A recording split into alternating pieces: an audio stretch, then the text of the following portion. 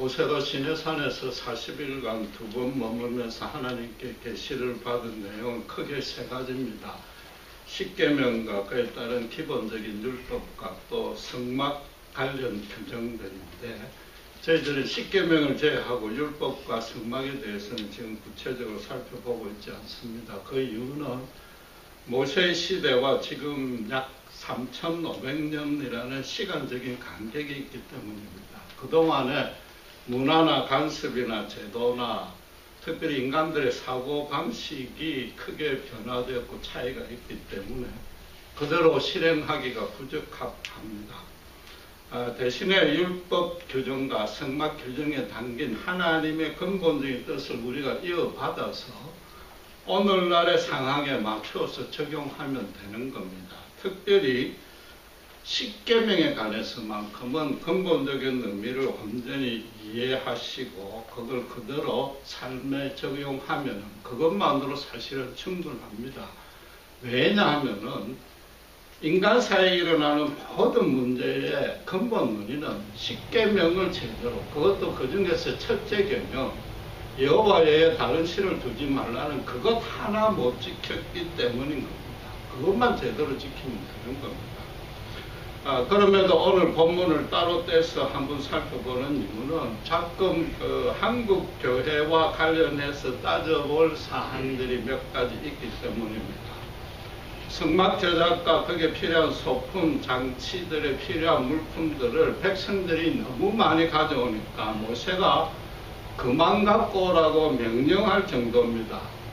이스라엘이 합심해서 순종하는 모습이 참 대단하고 보기 흐뭇합니다.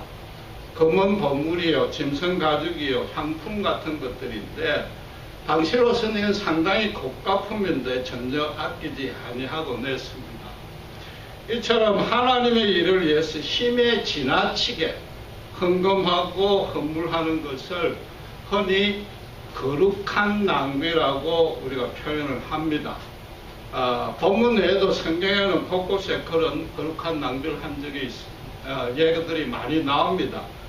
대표적으로 2가지만 들어보겠습니다. 요즘 여러분 큐티 하는 대로 열왕기하 4장에 수넴 여인이 엘리사 선지자를 위해서 방을 하나 지어서 언제든지 유숙해도 좋다고 해줬습니다. 요즘으로 치면은 자기 집을 완전히 오픈해서 목회자들, 사역자들에게 숙식을 무료로, 무제한으로 제공하며 섬긴 겁니다. 또 신약에서는 마가복음 14장에 잘 아시는 한 여인이, 불쌍한 여인이 나더 향유 한 병을 자기 결혼을 위해서 준비해 놓은 걸 예수님의 십자가 죽음을 애도하면서 그 병을 완전히 깨트려 머리에 부은 겁니다. 그야말로 거룩한 낭비였습니다. 주변 사람들이 저걸 팔면 300데나리온도 더 받는데 그걸 팔아서 가난한 사람에게 구제하면 될 텐데 말 그대로 왜 낭비를 하느냐고 비난을 했습니다. 이런 일들은 불신자라 믿음이 약한 사람들이 볼 때, 믿음이 약한 신자들이 볼 때 정말 먹고 살기에도 빠듯한데 종교적인 열성이 지나치거나 혹시라도 이단에 빠진 것 아닌가 오해받을 만합니다. 저도 부끄러운 고백을 하자면은 초신자 시절에 집사람이 먼저 뜨겁게 믿었기 때문에 집사람은 교회 일이나 성도들 대접하는 데는 아주 적극적입니다. 제가 처음 믿었을 때는 알다시피 아주 경제적으로 형편이 궁핍할 때였기 때문에 가뜩이나 없는 살림 축낸다고 제가 속으로 많이 불만을 품었습니다. 헌금을 바치는데 제가 손떨림 현상이 없어지는데 아주 오랜 시간이 걸렸습니다. 경제적으로 풍족해서 그렇게 된 게 아니고 오히려 그 정반대입니다. 돈으로는 도무지 해결할 수 없는 고난들을 제가 몇 번씩 겪고 난 이유니까. 그러니까 이 돈이 별 의미가 없어진 겁니다. 물론 저도 처음에 믿음이 약하고 성경에 대해서 모를 때는 솔직히 하나님이 복 주시는가 시험도 해봤습니다. 움켜진 손을 품고 무리해서라도 드렸더니 정말로 문제가 해결되고 심지어 금전적으로도 채워지는 체험들을 몇 번 했습니다. 그런데 이제 점차 그 일은 없어지고 하나님의 은혜가 내 현실 생활에 직접 보상되는 것은 사라지고 대신에 뭐예요?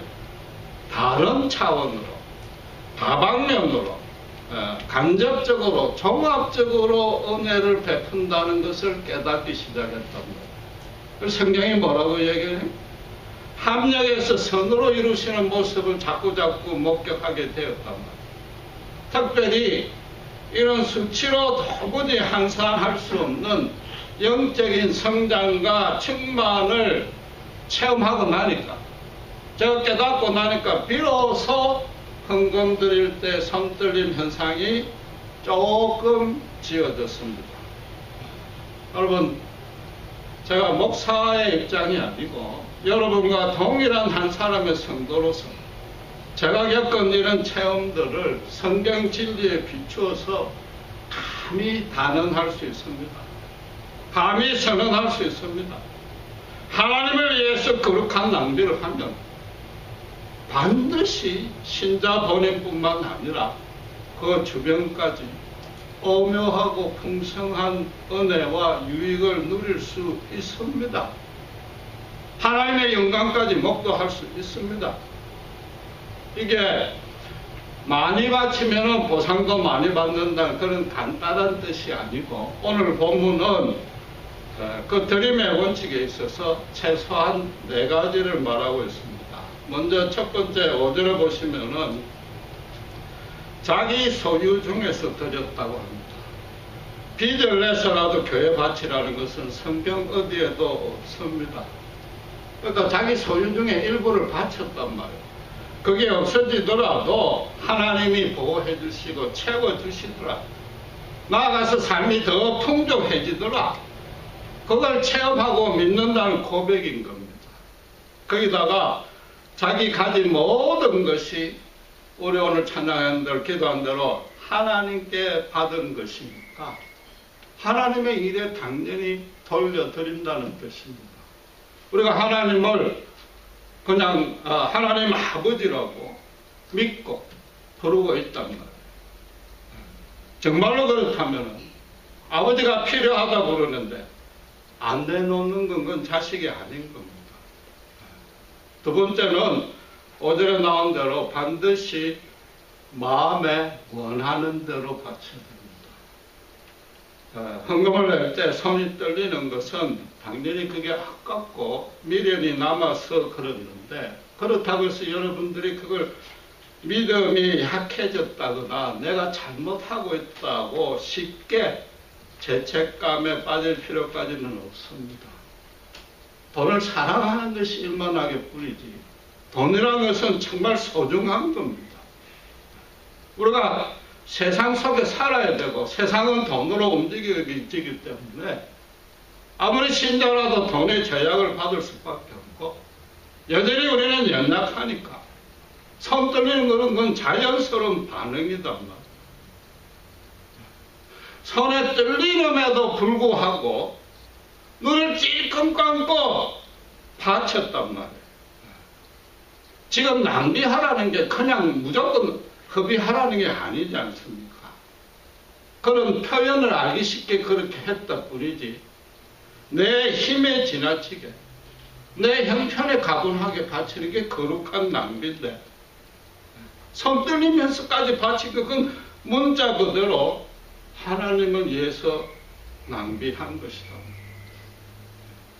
대신에 내가 소유하는 것 중에 더 좋고 귀한 것은 남겨두고, 또는 여러 가지 중에서 한두 가지 없어져도 되는 것, 아무 지장이 없는 것 낼 때는 손떨림 현상이 안 생깁니다.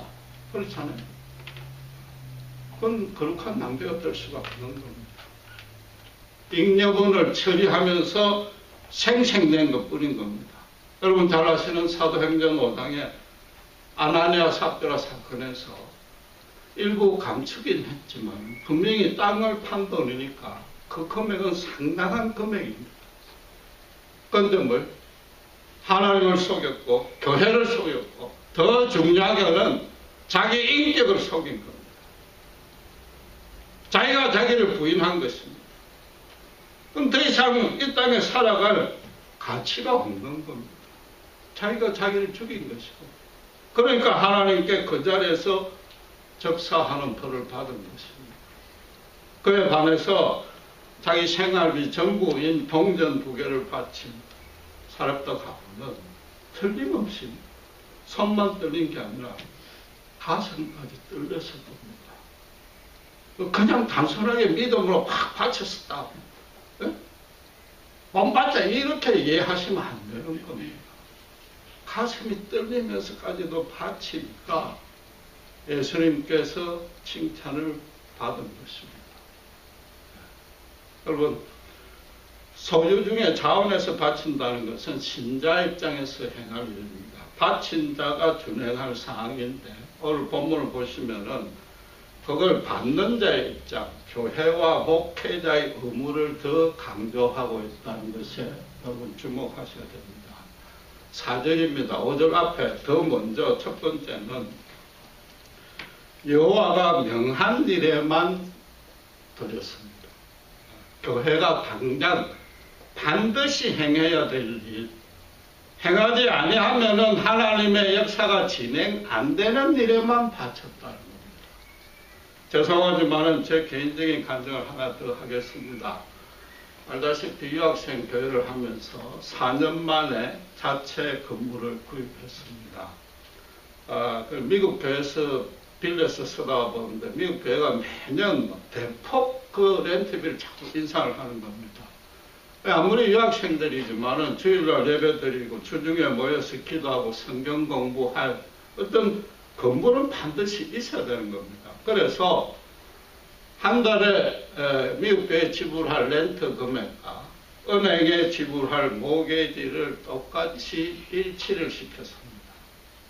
그것만큼만 모게지가 들어가게끔 해서 대출금과 다운 페이먼트를 조정을 해봤더니 그때 1998년 약 20년 전인데 8만 불이었습니다. 학생교회에서는 엄청 큰 돈입니다. 그걸 석 달간 작정 헌금을 했습니다. 학생들만 내라는 게 아니고 그 믿음의 부모들, 한국에 있는 부모들한테 연락하고 먼저 공부 마치고 한국에 가서 취직한 사람들, 그 선배들에게 연락을 했습니다. 석 달 작정한 마지막 날까지 여전히 딱 10,000불이 부족했습니다. 그랬는데 정말 놀랍게도 한 교인 중에 누나가 뉴욕 월스트리트에서 근무하는데 우리 교회와 한 번도 일면식도 없고 저하고 알지도 못하고 이름도 모르는 분이 마지막 날 딱 10,000불을 선물해 줬습니다. 정확하게 맞아떨어졌습니다. 그 작정 헌금하는 석 달과 그 성전을 구입하는 전후에 정말 전 교회가 하나가 돼서 기도에 불이 붙었습니다. 구체적으로 얘기할 수는 없지만 교인 각자와 그 가정에 은혜가 넘치는 감정들이 주일마다 금요 찬양 예배마다 고백했습니다. 저 개인적으로도 영적으로 완전히 업그레이드 되는 목회자로서 체험도 했습니다. 따로 책 한 권을 지어도 넘치는 은혜였고 실제로 그런 책을 찍으라고 주위에 얘기도 했습니다. 가난한 유학생들이 하나님을 위해서 거룩하게 남길 하니까 하나님도 아낌없이 그 학생들에게 거룩하고 신령한 축복을 부어준 겁니다. 여러분, 이 성막 제작 과정을 기록한 것이 출애굽기 35장에서 40장까지인데 거기에 제일 많이 반복되는 구절이 있습니다. 여호와가 명하신 대로, 여호와가 명하신 대로. 처음부터 끝까지 하나님이 지시한 대로 했습니다.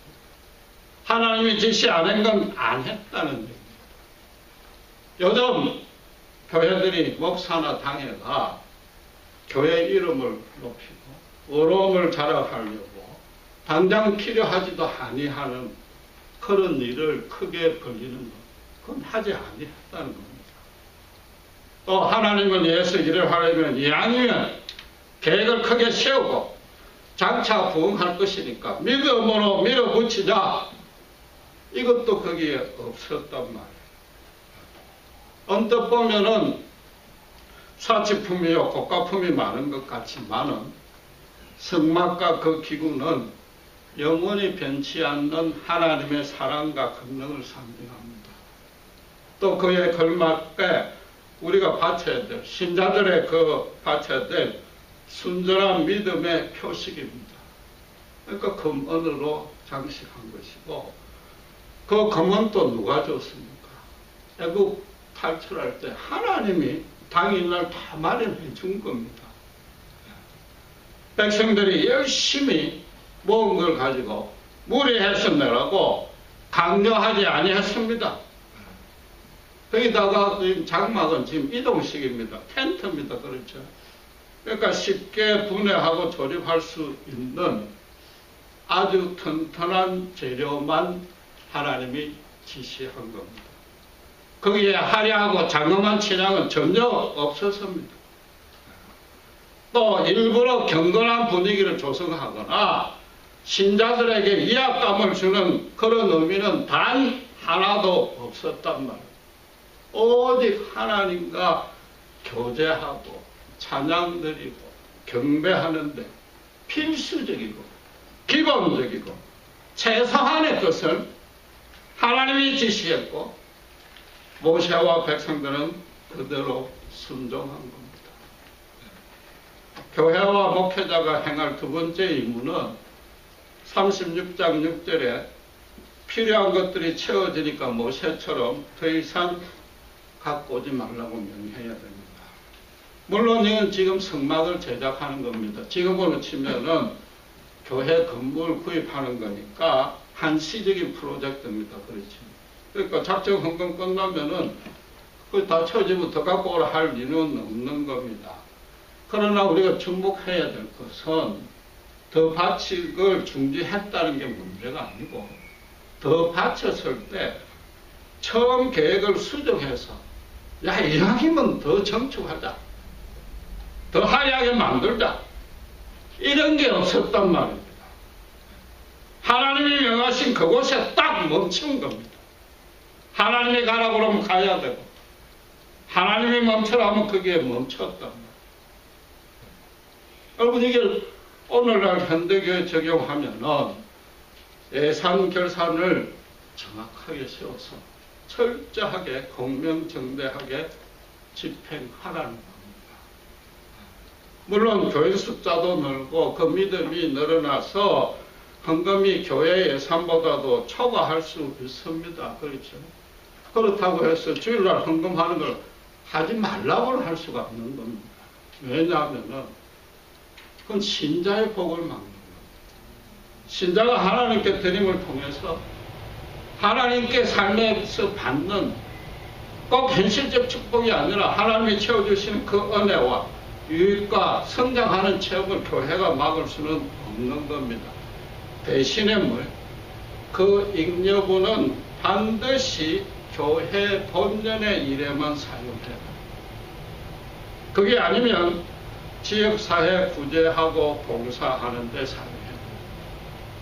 그마저도 안 되면은 최소한도 언제 누가 요구를 하든지 간에 어떤 일에 대해서 얼마를 어떻게 집행했다고 공개할 수 있어야 됩니다. 투명하게 운영이 돼야 됩니다. 교회 남은 돈을 가지고 교회 사놓거나 영리 목적으로 사용해서는 절대로 안 되고, 특별히 목회자가 개인적인 용도로 합법적인 절차를 거치지 아니하고 오용하고 남용해서는 그건 하나님께 천벌을 받을 짓입니다. 교회니까, 하나님의 일이니까, 목사니까, 연약한 인간이니까 은혜로 덮어주자 그래 해서는 안 되는 겁니다. 그는 현행 형법을 어긴 횡령한 범인입니다. 물론 그 개인에게 찾아가서 간절히 회개하고 사죄하고 보상하고 용서할 기회를 충분히 드려야 되나, 그게 안 되면 교회가 나서서 고발해야 됩니다. 신자가 되기 전에 가장 먼저 법을 지키는 합법적인 건전한 시민이 먼저 돼야 되고, 하물며 목회자는 더더욱 그래야 됩니다. 그럼 최근에 전 세계적으로 경제 상황이 너무나 나빠졌습니다. 정말로 생존하기도 힘들 정도가 됐습니다. 그 성도들의 피와 땀이 묻은 그 돈을 그것도 하나님께 바친다고 바쳤는데, 손이 떨려가면서 바쳤는데, 그걸 어떻게 목사나 교회가 아무리 종교적인 명분을 붙인다 할지라도 절대 그걸 낭비해서는 안 되는 겁니다. 얼마나 두렵고 무슨 짓을 하고 있는지 모르는 겁니다. 하나님께 낭비해서 드렸다고. 하나님께서 하나님의 방식으로 낭비하실 겁니다. 그걸 인간이 중간에서 가로채서 낭비를 하고 있다고. 여러분, 모든 인간이 가장 쉽게 추해지는 게 뭡니까? 그 요소가 뭡니까? 돈입니다. 돈. 교회는 성자들이 모인 것이 아니고 돈에서 자유로운 사람들이 모인 게 그런 게 아닙니다. 그 정도 믿음 좋은 사람 없단 말이에요. 단순히 용서만 받은 죄인들의 모임입니다. 목회자가 나서서, 교회가 나서서 돈을 깨끗하게 관리를 해야 됩니다. 그렇지 아니하면 교인들의 너희들이 다 아시잖아요. 곧바로 시험에 들고 교인들 사이에 추하고 악한 일들이 금방 벌어진다. 이 재정은 철두철미 합법적으로, 다시 강조하지만 최소한도 투명하게 거두어지고 집행되고 나중에 교인들한테 당당하게 보고되어져야 됩니다. 교인들에게 승인을 받아야 됩니다. 지금까지 말씀드린 이 네 가지는 사실은 여러분들이 상식적으로 다 아는 겁니다. 그냥 말씀에 비춰서 정리한 것 뿐이고 새삼스러운 얘기는 아니고, 정말로 우리가 정작 하나님께 거룩한 낭비를 드리고 더 중요한 일이 남아있습니다. 여러분에게 한번 질문을 해보겠습니다. 솔직히 스스로 답해보시기 바랍니다. 하나님께 물질 바치는 것과 하나님의 말씀대로 사는 것과 어느 쪽이 더 쉽습니까? 원수를 사랑하라. 잘못된 형제를 7번씩 7번까지 용서하라. 이게 너무 어렵습니다. 형제를 말로 비방하지 말고, 남의 눈에 티끌은 보지 말고 내 눈에 들보를 먼저 봐라. 훨씬 수준을 낮췄습니다. 정말 그대로 실행하고 있습니다. 솔직히 우리 모두가 줄 헌금 손 떨면서까지 형편에 넘치는 만큼 잘하고 있지 않습니까? 그러나 신자가 하나님을 위해서 낭비해야 될 때 과연 물질뿐인가? 오늘 본문에 소유 중에 바치라 했는데, 우리가 가진 것이, 하나님께 받은 것이 물질뿐인 게 아니지 않느냐? 어떤 면에서는 여러분, 헌금하는 게 가장 쉬울 수 있습니다. 우리 중에 그런 사람은 없겠지만 때로는 주중에 삶에서 계명대로 못 살았기 때문에 그걸 보상하는 차원에서 구약으로 치면 속죄제 드리는 그런 마음으로 헌금은 쉽게 바칠 수 있다. 여러분, 서두에 거룩한 낭비를 한다는 대표적인 예를 다시 한번 살펴보겠습니다. 열왕기 하에 사당의 수넴 여인은 엘리사에게 방 하나 내주는 거 그건 쉽습니다. 그건 너무 쉬운 겁니다. 그렇잖아요. 대신에 뭐가 어렵습니까? 가족이 아닌 다른 사람이 한 집에 기르하는 것. 그건 너무 불편한 겁니다. 그것도 누굽니까? 목사입니다, 목사. 그 방에 와서 맨날 기도하고 말씀 볼 텐데 밖에서 큰 소리도 못 치고 친구들과 올려놓지도 못합니다. 그런데다가 이 엘리사가 언제 불쑥 찾아올지 전혀 모릅니다. 방 하나 바친 게 문제가 아니라 그 여인이 겪는 불편함, 현대적인 용어로 말하면 라이프 사이클이 깨진 겁니다. 그걸 감수했다. 그 여인이 바친 것은 방이 아니라 자신의 시간과 수고와 노력을 하나님을 위해서 거룩하게 낭비한 거다. 그게 어떻게 가능하겠습니까? 수넴 여인도 평소의 삶이 기도와 말씀에 전무했단 말이에요. 엘리사와 같이 있어도 전혀 불편하지 아니하니까 쉽게 그렇게 방을 내줄 수가 있었단 말이에요. 여러분, 마가복음 14장에 옥합을 깨뜨린 여인은 또 어떻습니까? 그 향료는 또다시 돈을 막아 사면 됩니다. 그렇잖아요. 그런데 당시 사회 간섭으로 따지면 결혼 따는 미혼 여인이 남자들 사이에, 그것도 랍비가 가르치고 있는 그 현장에 동서했다는 것은 참 힘든 일입니다. 거기다가 그 자리에 있는 모든 남자들이 베드로 같은 제자들까지 포함해서 예수님이 십자가에 죽는다니까 아무도 안 믿었습니다. 로마를 무너뜨릴 메시아인데 지금 십자가에 죽는다니까 이게 말이 되느냐. 그냥 종교적 수사로서 한번 하는 말이겠지 대수롭게 여겼다. 그런데 이 여인만큼은 오직 유일하게 예수님이 십자가에 죽으신다는 말씀을 순전하게 믿었습니다. 심각하고 진지하게 그 의미를 되새겼다. 그 현장에서 분명히 이 여인은 성경의 여러 기록상 죄인으로 취급받았을 것이고 강신자로 취급받았을 것이고 심지어 미친 여자로 간주됐을 수 있습니다.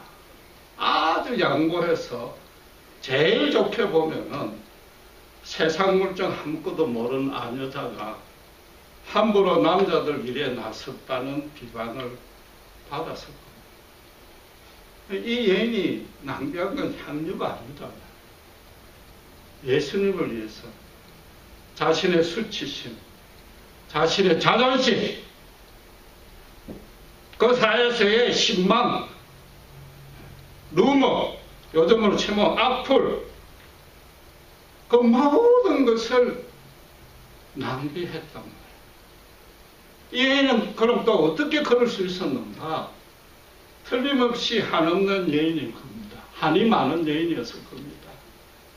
그 내면에 깊숙이 그 힘들고 힘들었던 인생에 대한 갈등과 고뇌가 많았을 텐데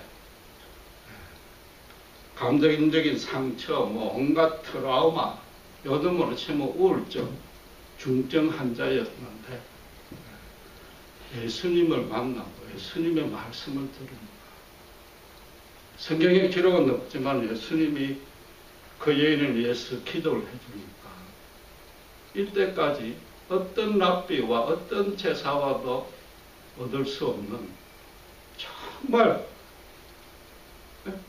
말로 표현하자면 정말 하늘에서 내려오는 평화가 자신에게 임했을 겁니다. 그런 체험을 많이 했을 겁니다. 그러니까 예수님이 내가 십자가에 죽어야 완성이 된다. 그 여인이 그 당시로서는 그게 무슨 말인지 전혀 모르죠. 믿음으로 구원을 얻는다. 은혜가 선물이다. 그 여인이 알 길은 없는 겁니다. 대신에 뭐예요? 자신의 체험에 비춰보니까 틀림없다. 틀림없이 죽는구나. 죽어야 뭔가 더 좋은 일이 생기겠구나. 내한테 그냥 기도하고 말씀해 주는 것보다 더 풍성하고 오묘한 축복이 임하겠구나. 그 확신했으니까 그걸 깨트렸단 말이에요. 인간 사회에서 자신에 대한 미치, 평판 어떻게 되든 전혀 상관 안 하고 하나님을 위해서 낭비할 수 있어요. 오늘 본문에 이스라엘 백성들도 단순히 하나님이 명했으니까 그걸 순종했다. 종교적인 열성으로만 바라볼 게 아닙니다. 금송아지 배역 사건을 나름대로 철저히 해결했다는 표시입니다. 문자적으로 우리는 그냥 기록으로 3500년 전 사건을 대하니까 별로 심각하게 생각을 못하는데 모세가 5번이나 중보 기도를 했단 말이에요. 이건 엄청난 겁니다. 당시에 그들 현장에서 어떤 긴박감, 위기감, 두려움이 엄청났다는 걸 반증하는 겁니다. 여러분 고대 사회에서 종교성이라는 건 간단합니다. 신의 노여움을 어떻게 다스리는가, 어떻게 누그러뜨리는가, 그게 고대 사회 오직 유일한 종교, 고대인들의 종교성이란 말이에요. 비록 여호와를 몰랐을지라도 400년간 애굽에서 우상신들을 숭배하는 그 모습을 바라볼 때 이 이스라엘 사람들도 그걸 절감을 했단 말이에요. 그렇잖아요. 그걸 철저하게 해결한 겁니다. 하나님께서 지금 이제 성막을 이렇게 만들어라 하니까 그 모든 죄를 용서해주고 언약이 회복이 되고 더 중요한 게 뭐예요?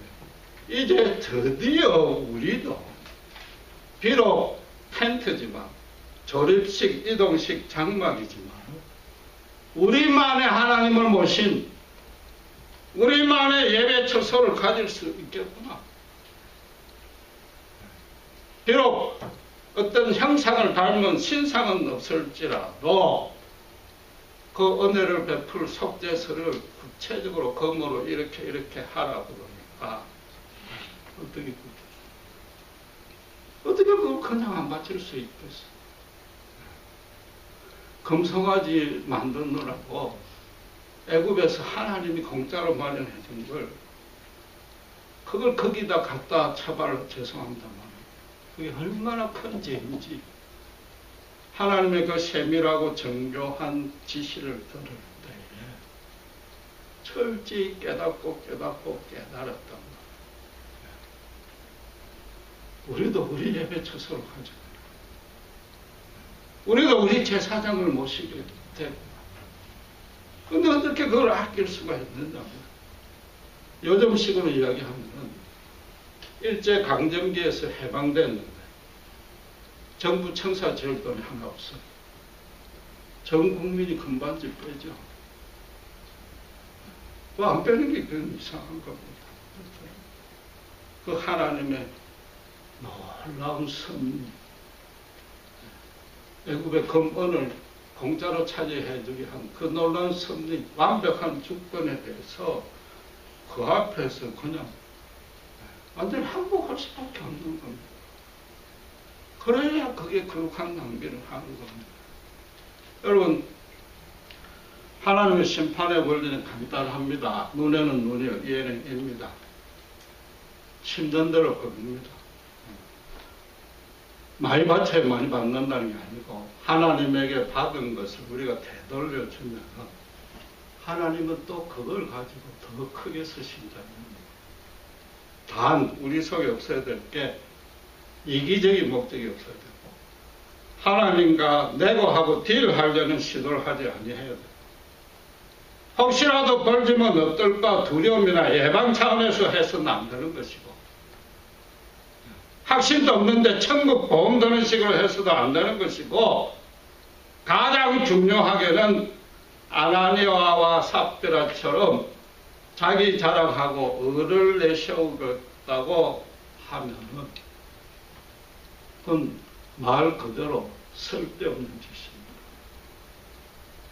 그냥 헛되고 헛된 그야말로 낭비입니다. 하나님 받지도 아니하시는 거죠. 받은 은혜에 관해서 앞으로 하나님이 하실 일을 믿음으로 소망할 때 얼마든지 거룩하게 낭비할 수 있는 겁니다.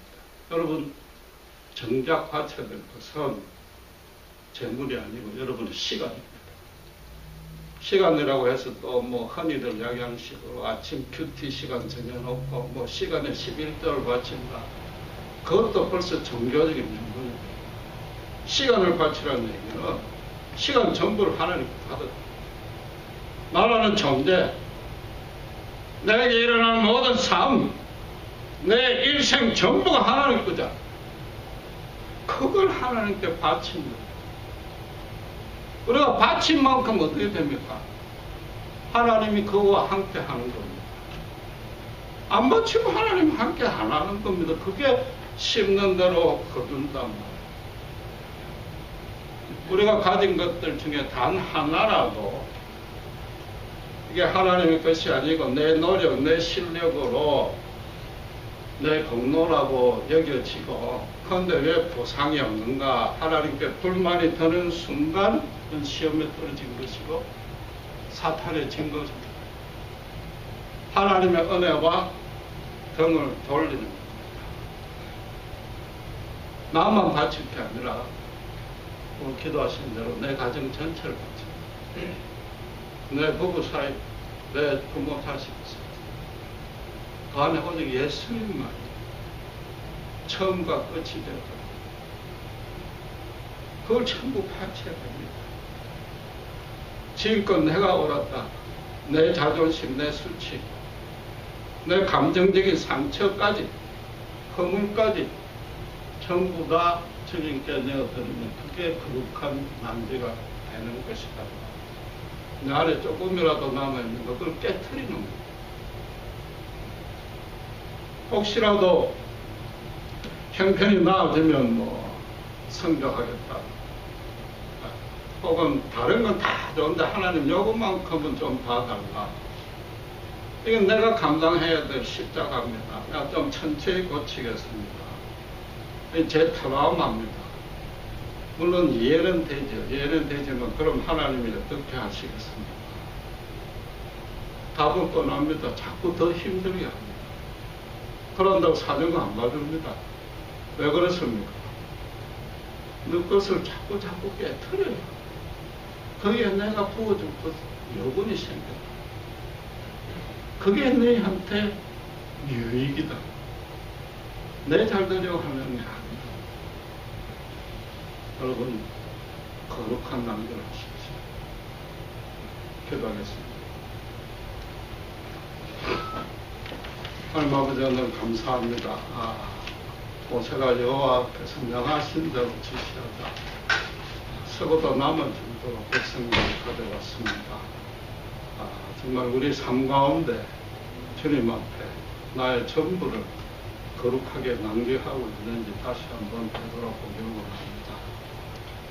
우리가 힘이 지나치도록 나의 물질뿐만 아니라 내 모든 시간을 주님 앞에 드릴 때에 주님께서는 정말 우리가 알지 못하고 겪지 못하고 신성하고 거룩하고 오묘한 축복으로 저희와 함께 할 줄 믿습니다. 이 놀라운 특권, 이 놀라운 은혜 우리 중에 단 한 명도 놓치지 아니하도록 주님 축복해 주시옵소서. 감사합니다. 우리 주 예수 그리스도의 이름으로 기도드렸습니다.